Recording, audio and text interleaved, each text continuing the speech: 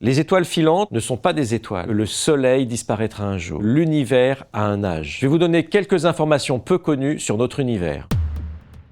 Les étoiles meurent. En ce qui concerne notre Soleil, cela va se passer dans environ 5 milliards d'années. Notre Soleil va gonfler, se transformer en une étoile qu'on appelle une géante en se refroidissant, c'est ce qu'on appellera une géante rouge. Elle va arriver jusqu'à l'orbite de Mars, donc englober la Terre. Ses couches extérieures vont se diluer. Et vous voyez, comme le Soleil aura gonflé énormément et aura presque pris une partie du système solaire, et bien sûr, toute la vie qui existe sur Terre aura été, on va dire, cramée d'une certaine façon. La Voie lactée, notre galaxie, elle fait de moins en moins de nouvelles étoiles. Ces étoiles ont une certaine durée de vie, ce qui fait que si l'on se projette dans des milliards d'années, si l'être humain a survécu, il aura un ciel qui sera de plus en plus vide, de plus en plus noir, de plus en plus sombre. Une étoile filante n'est pas une étoile. Dans le système solaire, au centre, il y a notre Soleil. Autour, il y a des planètes qui tournent. Il y a de nombreux autres astres beaucoup plus petits, les astéroïdes. S'ils tombent sur la Terre, ces cailloux vont traverser l'atmosphère. Ils vont frotter contre l'atmosphère, ça va chauffer et ça va faire une traînée lumineuse dans le ciel. En général, ces cailloux sont tellement petits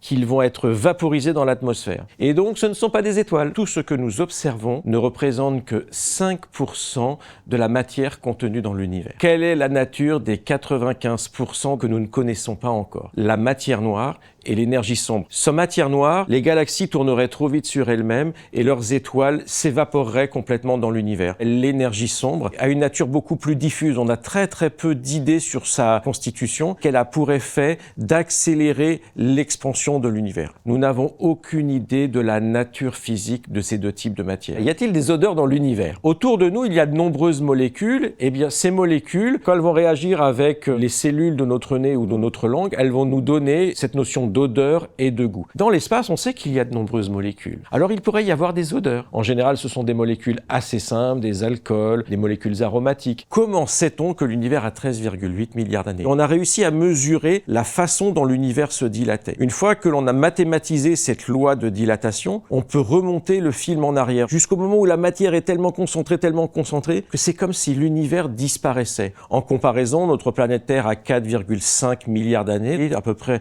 3 fois moins. Aujourd'hui, on sait qu'il a 13,8 milliards d'années, ce qui veut dire que le passé est plus court que le futur. Et ça, c'est quelque chose qui change radicalement notre relation à l'univers.